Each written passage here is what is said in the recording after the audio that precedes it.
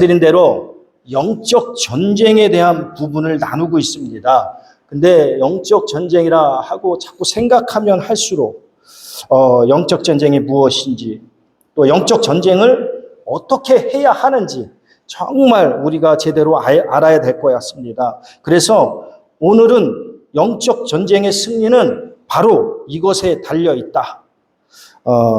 오늘은 이제 이 하나님의 통치, 복음은 하나님의 통치라고 했습니다. 하나님의 통치의 관점에서 영적 전쟁을 어떻게 해야 되는지를 함께 알아보도록 하려고 합니다. 그래서 이 땅에서도 전쟁을 하면 어떻습니까? 전쟁에서 승리를 하기 위해서는 우리가 적을 알아야, 적을 알고 나를 알아야 한다. 흔히들 말하는 지피지기면 백전백승이다 이렇게 말하지 않습니까? 그러니까 영적 전쟁도 마찬가지입니다, 여러분. 적을 알 때, 나를 알 때, 그때 우리는 영적 전쟁에서 승리할 수 있다라는 것입니다. 그래서 오늘은 그 적이 누구인지, 또 그 전쟁을 어떻게 치러야 할지, 그런 것을 함께 알아보는 시간이 되었으면 좋겠습니다.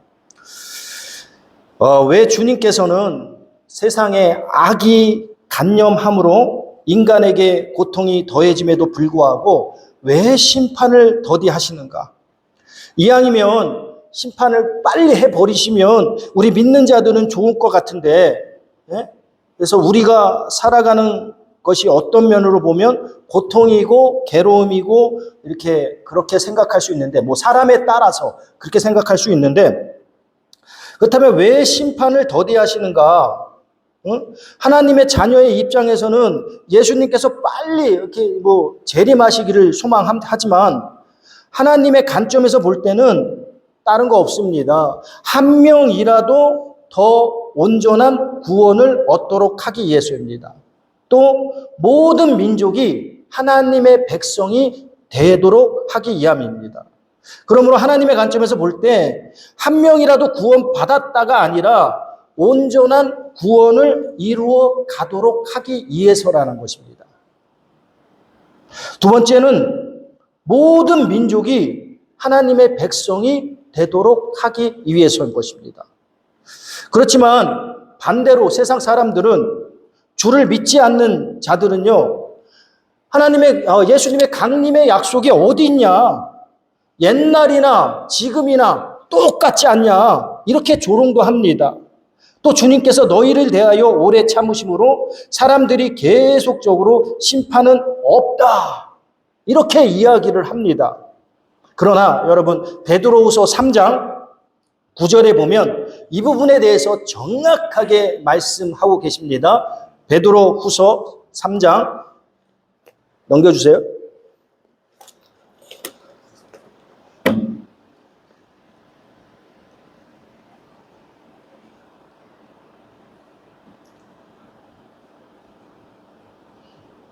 베드로후서 5장 8절, 3장 9절. 제가 착각을 했습니다. 맨 밑부분에 보면 오래 참으사 아무도 멸망하지 아니하고 다 회개하기에 이르기를 원하시느니라, 이렇게 합니다. 그래서 우리 주의 오래 참으시며 구원이 될 줄 여겨야 합니다. 마지막 때가 언제 오느냐? 다른 말로 예수님이 재림하시고 심판하실 때가 언제 오느냐? 이 하나님의 나라의 복음이 모든 민족에게 증거되기 위하여 온 세상에 전파되리니 그제야 끝이 오리라 라고 말씀하십니다. 이 말씀에도 이 모든 민족에게 증언되기 위하여 라고 말씀하십니다. 그런데 이 놀라운 사실은 무엇인가 하면요, 이방인의 충만한 수가 들어오기까지는 이스라엘인들을 우둔하게 만든다는 겁니다. 그동안에는. 그래서 예수 그리스도가 오심으로 말미암아 이제는 이방인들이 하나님의 통치 안에 들어가게 되고, 그것을 본 이스라엘 백성들은 그것에 자극을 받아서 이스라엘 민족 중에서도 하나님의 수가 찰 때까지 하나님의 통치를 받는 자들이 생겨나기 원한다는 것입니다. 모든 민족에게 하나님의 복음이 전파되므로 하나님께서는 모든 민족에게 각각 기회를 주고 계시는 것입니다. 그리고 모든 민족들을 모으고 모든 민족 전부 다 예수 그리스도를 믿는 것은 아니겠죠. 받아들이는 것은 아니겠지만 그러나 모든 민족에게 기회는 줘야 한다는 것입니다.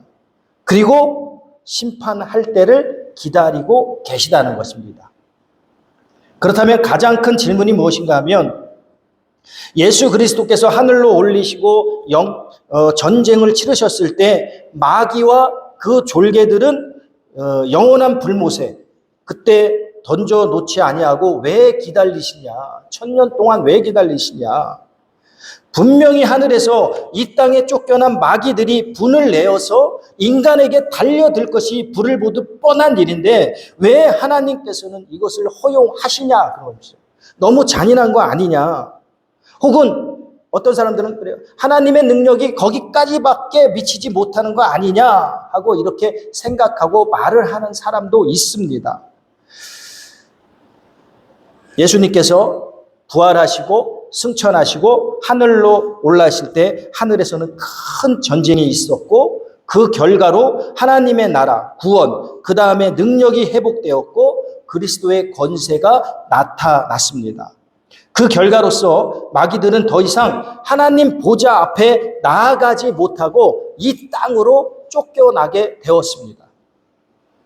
그래서 무엇이라고 되었냐 하면요. 땅과 바다는 화 있을진저 이런 마귀가 자기 때가 얼마 남지 않은 줄 알고 크게 분을 내어 너에게 내려갔음이라 하더라. 그래서 우리가 잘 알고 있는 것처럼 베드로전서 5장 8절에 이렇게 나옵니다. 같이 한번 읽겠습니다. 시작.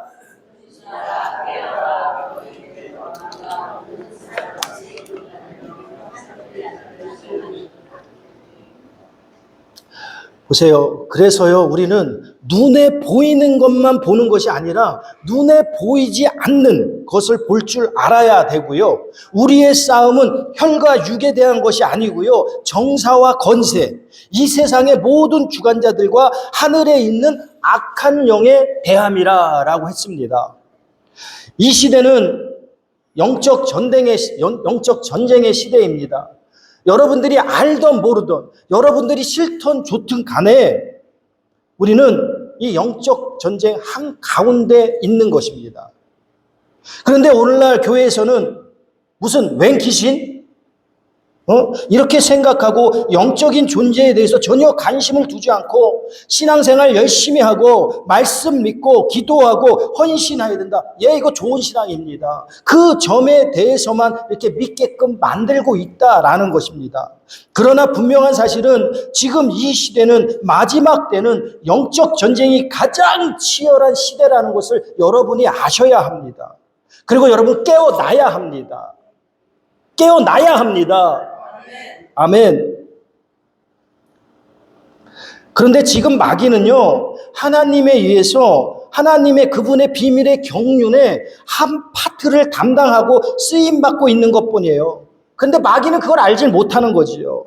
이 땅에 하나님의 백성의 통치를 계속적으로 이 땅과 하나님의 백성을 통치하고자 애만 쓰고 있는 것입니다. 생각해보면 처음에는 아담을, 다음에는 예수 그리스도를 죽이면 자신이 승리할 줄 착각했지만 오히려 예수님의 죽음으로 인해서 그들은 무장해제 당한 것뿐입니다, 여러분. 마찬가지로 예수님이 승천하신 후 이 땅으로 쫓겨내려온 후에도 이 마귀는 인간들을 도둑질하고 거짓말하고 속이기만 하면 자신들이 이긴 줄 알고 그렇게 하지만 사실은 우리가 예수 그리스도 안에 있기 때문에 모든 자는 아니지만 하나님의 통치가 임했다는 걸 알고 누리는 자들에 의해서 마귀는 무력화될 것이고 마지막 때에 하나님의 그 자녀들은 들림받게 될 것이고 반면에 마귀들은 무정갱이로 쫓겨나게 된다는 사실입니다. 아멘? 제 말이 아니에요. 성경이 그렇게 말하고 있습니다.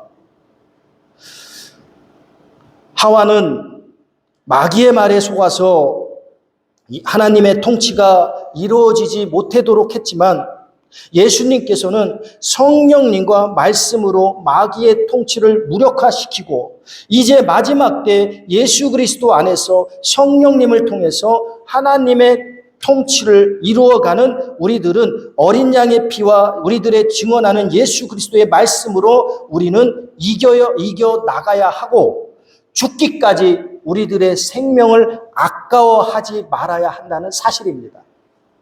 사실입니다. 생명 아끼지 말고 바치려니까 좀 찡하죠. 우리의 생명 아끼지 말고 바쳐야 합니다. 그렇다면 예수님이 재림하실 때 어떤 일이 일어납니까? 우리는 알 수 없지만 성경을 통해서 알 수 있습니다. 첫 번째, 예수님께서 공중 재림하실 때 하나님의 자녀들은 들림 받게 된다는 것이죠. 두 번째, 자녀들이 부활의 몸을 입고 미래적, 우리는 지금 현재적 하나님 나라에 산다고 그랬어요. 미래적 하나님 나라에서 예수님과 왕노릇하며 만물이 회복시키는 그리스도의 사역에 동참하게 된다는 사실입니다. 우리가 예수님이 재림하실 때 들림 받을 때 우리의 몸에 부활이 입었을 때 그때부터 만물이 회복되기 시작된다는 것입니다. 하늘에 있는 것이나 땅에 있는 모든 것이 예수 그리스도 안에 통일되는 때가 오는 것입니다. 반면에 사탄 마귀들은 무정갱이 속에 들어가서 1000년 동안 갇혀 있게 되는 겁니다. 옛뱀, 마귀, 사탄이라고 하는 자들은요 1000년 동안 무정갱이에 갇히게 되는 것입니다. 예수님이 재림하실 때는 원수 마귀가 무정갱이에 들어가므로 즉 예수님이 재림하실 때는 약속된 모든 일들을 행하실 것입니다. 지금 우리는 어떤 상황에 놓여 있고 우리의 현실은 어떠한가를 생각해 보면 교회는 많은 사람들에게 복음을 전하고 예수 그리스도를 믿게 하고 신앙생활 열심히 하게 하고 있습니다. 또 온 교회가 세상에 복음을 전하기 위하여 열심히 선교 활동을 하고 있습니다.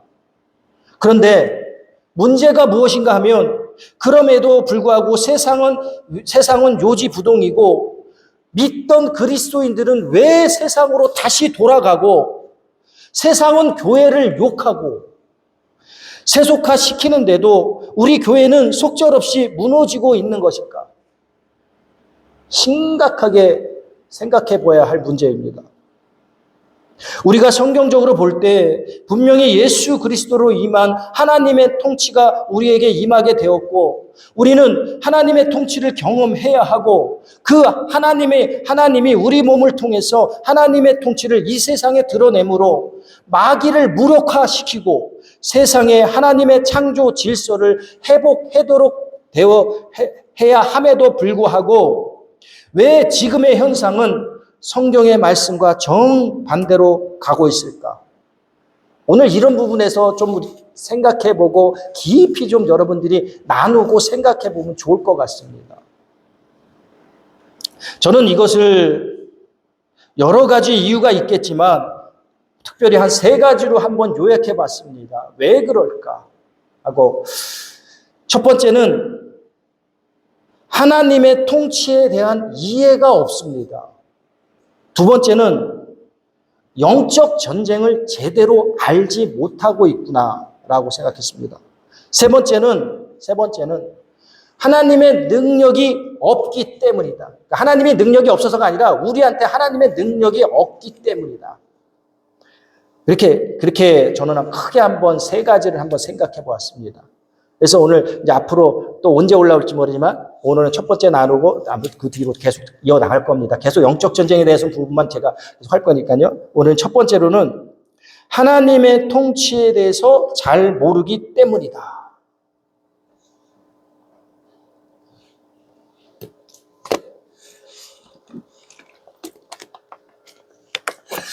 언제부터인지 우리는 복음의 정의가 살짝 옆으로 와 있었습니다. 분명히 말씀드리지만 복음은 하나님의 통치하신다. 하나님의 통치입니다. 내 하나님이 통치하시는 아름다운 소식, 좋은 소식, 즉 하나님의 통치가 하나님 나라입니다. 복음은 하나님 나라의 복음입니다. 구약에 있어서도 하나님의 나라 이런 표현은 없습니다. 솔직히 말씀드리면 표현은 없습니다. 그러나 하나님의 통치에 대한 말씀은 분명히 지속적으로 계속되어 왔습니다. 좋은 소식, 내 하나님이 통치하신다. 여호와께서 통치하신다. 주의 나라는 영원한 나라이니 주의 통치는 대대에 이르리다. 이런 말씀들이 구약 성경에 보면 계속적으로 되어 왔습니다. 그런데 그럼에도 불구하고 안타깝게도 복음을 하나님의 통치인 하나님 나라의 복음의 대신에 십자가 대속의 복음으로만, 십자가 대속의 복음이 틀려 이걸 얘기하는 게 아닙니다. 십자가 대속의 복음으로만 이 부분만 지금 우리가 붙들고 있지 않는가 저는 생각을 했습니다. 십자가 대속의 복음은 예수님께서 우리 죄를 사하시기 위하여 십자가를 지시고 부활하셨기 때문에 우리가 예수 그리스도를 믿음으로 죄사함을 얻고 구원받았으므로 이제는 죄짓지 않고 거룩한 삶을 살아야 한다는 복음입니다. 이 복음은요, 종교개혁 이후에도요, 하나님 관점에서의 복음보다는 인간 중심적인 관점의 복음에 기초를 두고 있다라고 설명할 수 있습니다. 우리가 십자가 대속의 복음을 믿고 있을 때는요, 우리는 이신칭의에 기초한 삶을 살 수밖에 없습니다. 오직 믿음으로 의롭게 되었다. 즉 오직 예수 그리스도로 믿음으로 제사함을 받게 된다는 것입니다. 이러한 일은 성령님을 통한 하나님과 우리가 생명적인 관계보다는 내가 무엇을 어떻게 해야 구원을 얻을 수 있는가, 인간 중심적인 복음으로 돼버린 것입니다. 본래 복음은 하나님의 통치, 하나님의 생명, 하나님이 죽을 수밖에 없는 우리에게 무엇을 행하셨는가에 대한 좋은 소식인데, 이제는 내가 무엇을 해야 구원을 얻을 수 있느냐의 복음으로 살짝 옆으로 가버리게 돼버렸다는 것입니다. 무슨 말씀인지 이해를 하셨으면 좋겠습니다. 이러한 전통이 계속 지난 500년 동안 계속되어 왔기 때문에 오늘날 보수 진영에 있어서는요, 교회에서 영혼 구원에만 초점을 두고 있습니다. 오히려 하나님 나라의 복음은 사회 참여에 관심을 가지는 진보주의자의 전유물처럼 여겨지게 된 것입니다. 그러한 경향 때문에 보수 쪽에서는요, 현재적 하나님 나라에서는 행함이 없습니다. 오직 믿음입니다. 하나님의 통치를 드러내는 일을 얻고 열심히 교회 생활하는 것으로 주장되어 온 것입니다. 누누이 얘기지만 이것이 극에 달하면 어떻게 되느냐? 구원파가 생기는 것입니다. 한번 말하면, 그냥 간단히 말하면 구원파가 생깁니다. 나는 예수 그리스도는 구원받았어? 나는 어떻게 살아도 나는 하늘나라 가? 이렇게 돼버리는 겁니다. 반면에 하나님 나라의 복음을 고집하는 진보 진영, 개혁주의, 그 진영도 마찬가지입니다. 예수 그리스도를 통한 하나님 나라의 통치가 아니고 인간이 주도하는 하나님의 나라의 운동일 뿐입니다. 그래서 어떻게 되냐? 자본주의는 없애야 된다. 인간 평등, 공의, 자유가 있어야 한다. 그렇게 하려면 꼭 예수만 필요하냐? 예수만 필요하지 않다. 그러니까 예수 그리스도를 통하지 않고도 누구도 하나님 나라에 올라갈 수 있고 그 하나님은 동일하다. 그러면서 교회가 연합이 일어나야 한다. 이런 현상으로 인해서 무슨 신학이 일어났냐? 자유신학이 일어났고 해방신학이 일어났고 케어신학이 일어나게 되었다는 겁니다. 말도 안 되는 소리죠. 케어신학. 무슨 동성애가 어디 있어. 그러다 보니까 한국에 아주 유명한 목사님이 절에 가서도 여기서도 구원이 있다라고 외치지 않습니까? 우리 쉽게 한번 생각해 볼까요? 몇 해 전에 WCC가 부산에서 한국에서 했었잖아요. 그게 종교 대통합이 일어나야 한다 하면서 지네들이 모인 거 아닙니까? 그러면서 그들의 서막이 뭐예요? 무당이 살풀이로 시작을 했습니다. 참 한심합니다. 목사들은 왜 거기 가서 앉아 있는지 모르겠습니다. 그게 뭐예요? 종교 대통합. 어디에도 구원이 있다. 예수만 통하지 않고 갈 수 있다. 그것 때문에 그렇게 생긴 거 아닙니까, 여러분? 그래서 저는 정말 깨어나시기를 주님의 이름으로 축원합니다. 신앙에서 복음이 이 사실을 살펴볼 때 신약 가운데 복음이란 용어를 수식되거나 설명되는 본문을 가지고 성경이 말하는 것이 무엇인가를 살펴보면 복음을 수식하거나 복음을 설명하는 본문이 134개가 있는데 정확하게 말하면 십자가의 속죄로 규정하는 것은 단 한 군데도 없습니다, 여러분. 대복음, 복음이란 용어는요, 하나님 나라, 주의 나라, 하나님의 복음, 그리스도의 복음으로 설명하고 있습니다. 그럼에도 불구하고 우리는 지금 어떻게 생각합니까? 복음은 내가 예수 그리스도를 믿고 제사함 받고 구원을 얻고 그래서 열심히 신앙생활하는 것이고, 하나님 나라는 죽고 난 다음에 가는 곳, 저 천국으로만 생각하고 있는 것입니다. 복음이 하나님의 나라고 하나님의 통치인데 그것이 아름다운 소식이고 좋은 소식인데, 하나님이 통치하신다는 게 좋은 소식인데 지금은 어떻습니까? 마귀가 통치하고 있지 않습니까? 그래서 마귀가 통치하기 때문에 우리가 고통과 질병과 전쟁과 죽음과 이런 것들은요, 하나님 나라에는 없는 것들입니다, 여러분. 그런데 모든 하나님 나라에 없는 일들이 지금 우리에게 일어나고 있지 않습니까? 그런데 좋은 소식이 무엇입니까? 바로 이제 하나님이 이 땅을 통치하신다. 이게 좋은 소식이라고, 여러분. 그런데 누구를 통해서? 하나님의 자녀를 통해서. 그게 좋은 소식이란 말입니다. 그런데 우리는 복음과 하나님의 나라를 분리시켜 놨어요. 복음은 하나님 나라, 하나님 통치인데 너무나 어처구니없는 일입니다. 심지어는요, 어떤 사람들은요, 우리가요, 예수님의 복음과 바울의 복음으로 나누어 비교하기도 합니다.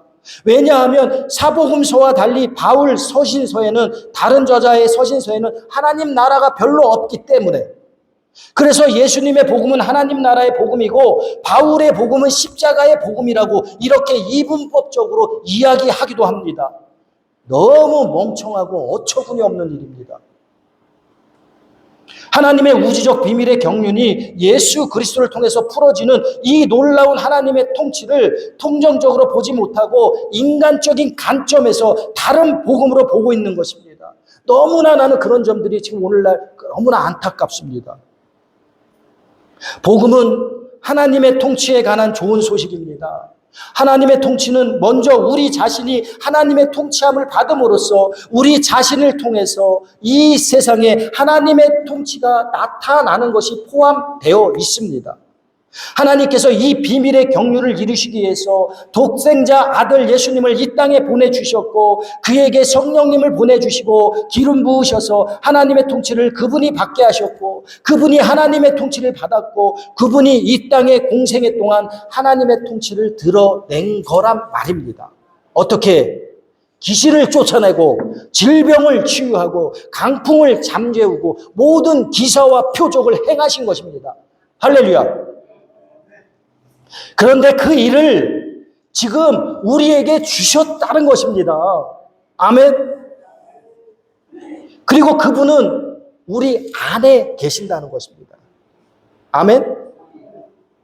예수님께서 하나님의 통치를 예수 그리스도를 믿는 하나님의 자녀된 모든 자들에게 주시기 위해서 그걸 주시기 위해서 십자가를 지시고 부활 승천하시고 약속하신 또 다른 보혜사 성령님을 우리에게 보내주신 거란 말입니다. 이해하십니까? 이해하십니까? 그 일이 언제 일어났습니까? 오순절날 성령 강림을 체험한 자에게 그리스도 안에서 성령님을 통해서 하나님의 통치함을 받고 하나님의 통치를 나타내는 삶을 살아야 한다는 것입니다. 따라서 하나님 나라의 복음은 예수 그리스도이십니다. 이해되십니까? 그래서 하나님 나라의 복음은 예수 그리스도이십니다. 왜 그러냐?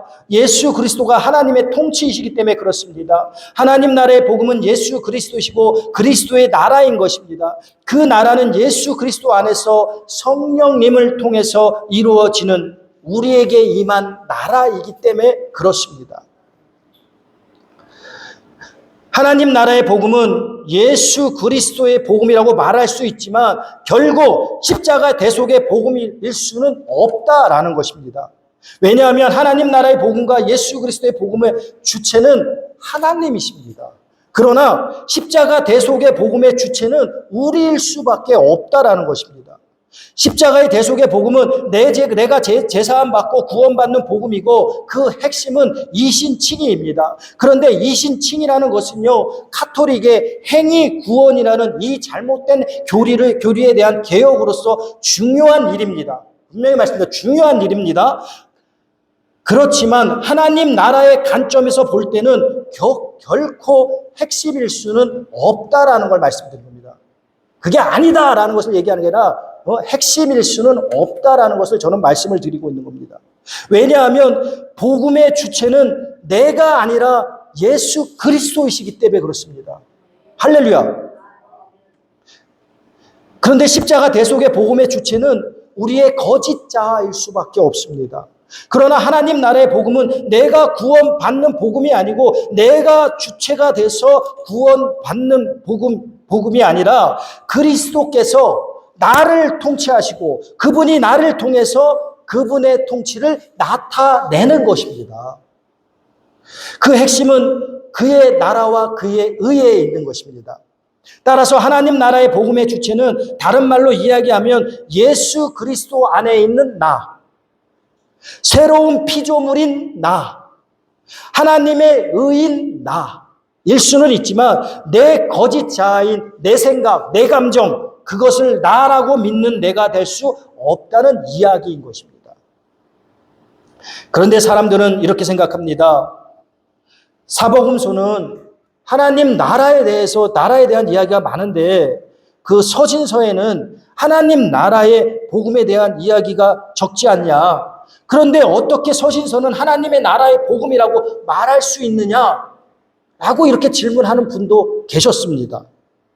여러분 잘 생각해 보시면요. 잘 생각해 보세요.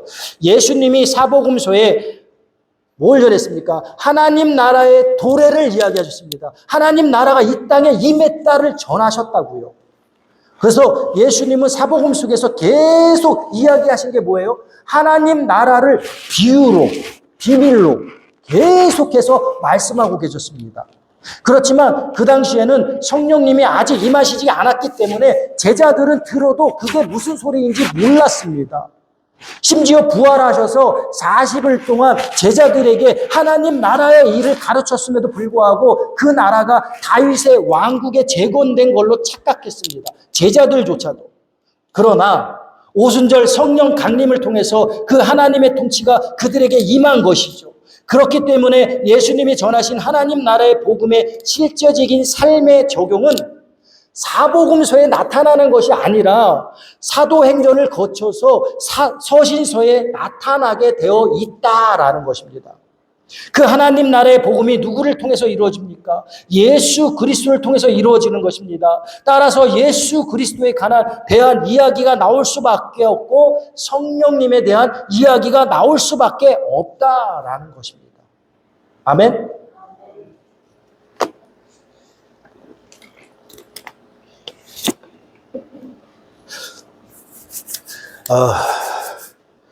여러분 잘 생각해 보시면 사도행전 이후 즉 성령 강림 이후에는요 이미 하나님 나라에 들어와 있는 것입니다. 우리는 그걸 믿지 않아요. 내가 하나님 나라에 들어왔다 이걸 믿지 않아요. 예를 들어서 내가 진실로 너희에게 이르노니 물과 성령으로 거듭나지 아니하면 하나님 나라에 들어갈 수 없느니라 라고 했습니다. 이걸 좀 거꾸로 얘기해볼까요? 그러면 물과 성령으로 거듭난 자 이들은요 하나님 나라로 들어갔다라는 이야기입니다. 안 그렇습니까? 우리가 지금 물과 성령으로 거듭났잖아요. 그럼 우리는 하나님 나라에 들어와 있기 때문에 이제는 해야 될 일은 바로 예수 그리스도 안에서, 누구 안에서? 예수 그리스도 안에서 그 하나님의 삶을 어떻게 살아야 되는지, 내가 어떻게 하나님의 통치를 예수 그리스도 안에서 주의 말씀의 통치를 어떻게 받아야 되는지, 이 땅에서 어떻게 마귀의 일을 무력화시켜야 하는지, 이 땅에서 그리스도의 성품을 어떻게 나타내야 되는지, 그것들이 바로 서신서에 나온 이야기라고요, 여러분. 이해되십니까? 그러니까 하나님 나라가 나올 수가 없지요. 서신서에는. 물과 성령으로 거듭난 자, 하나님 나라로 들어간 자예요. 그런데 우리는 이 말씀을 어떻게 믿냐면 이 말씀을 들을 때 하나님 나라, 내가 죽고 난 다음에 가는 곳, 이렇게 생각을 하잖아요. 그러니까 그만큼 우리는 하나님 나라에 대해서 잘 모르고 있는 겁니다. 사복음서에서는 하나님 나라의 복음을 말했다면 서신서에는 예수 그리스도의 복음을 말하는 것입니다. 왜냐하면 바로 예수 그리스도가 하나님의 통치이시기 때문에 그렇습니다. 그래서 예수 그리스도 안에서 성령님을 통하여 하나님의 통치가 이루어진다는 사실입니다. 할렐루야. 놀랍지 않아요, 여러분? 한 번도 안 놀랐구만. 한 번도 안 놀랐구만.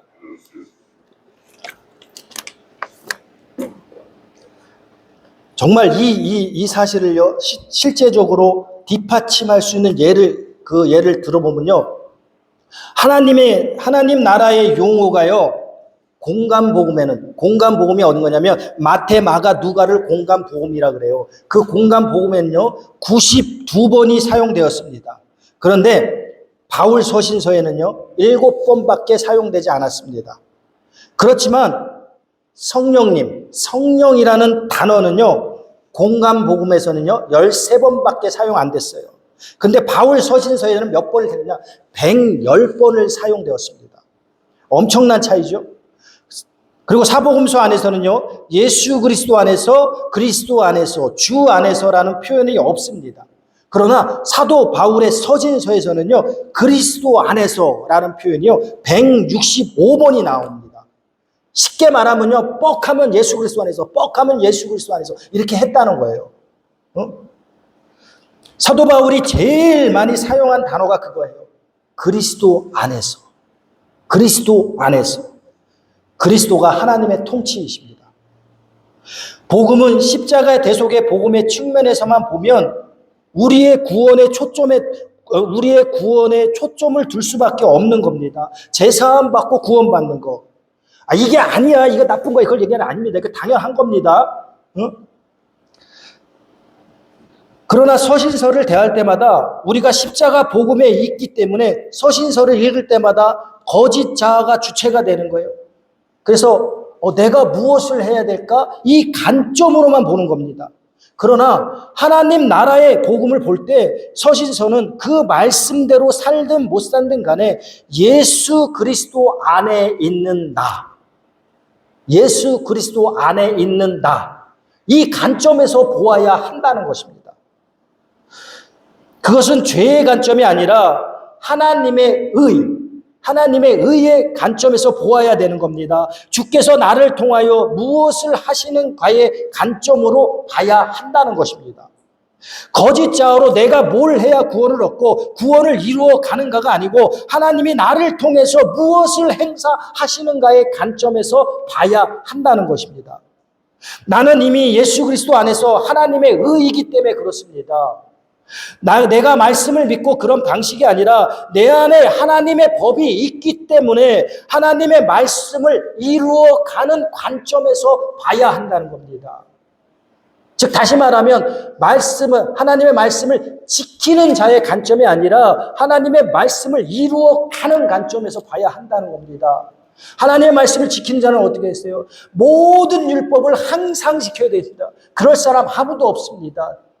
말씀을 이루는 자는 내 안에 법이 있기 때문에 이루려고 하는 거예요. 실수하고 넘어질 때도 있어요. 그럴 때 다시 일어나서 내 그리스도 안으로 다시 들어와야 한다는 관점에서 봐야 한다는 것입니다. 이해하셨으면 좋겠습니다. 나는 죽고 내 안에 예수 그리스도가 사는 관점에서 그리스도가 나를 통해서 무엇을 이루실까 하는 관점에서 봐야 한다는 것입니다. 그것이 바로 하나님 나라의 복음이기 때문에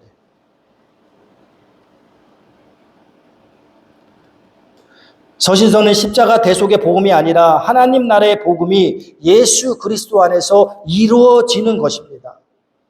여러분, 이제는 좀 여러분들이 성경을 보는 관점이, 성경을 보는 눈이 좀 달라졌으면 좋겠습니다. 예수 그리스도 안에서 이루어지는 것입니다. 여러분이 이제 주체가 달라져야 됩니다. 우리에게 임한 하나님 나라의 복음을 좀 더 정확하게 보면, 정확하게 여러분 봅시다. 우리에게 임한 하나님 나라의 복음을 다른 말로 말하자면 예수 그리스도 안에서 성령님을 통하여 라고 말할 수 있습니다. 예수 그리스도 안에서 성령님을 통하여 하나님의 통치가 이루어지는 것입니다. 하나님 나라는 하나님의 통치라고 말씀드렸습니다. 하나님께서는 자녀들이 하나님의 형상을 따라 모양대로 지으시고, 그 말은 하나님의 형상 담지자로 만드시고 이 땅에 대한 하나님의 통치권을 하나님 자녀들에게 임하신 것입니다. 그런데 하나님을 대적하는 마귀로 인해서 하나님께서 인간에 대한 통치권과 인간을 통한 이 땅에 대한 하나님의 통치권을 잃어버리셨던 것입니다. 우리가 마귀에게 속음으로 인해서.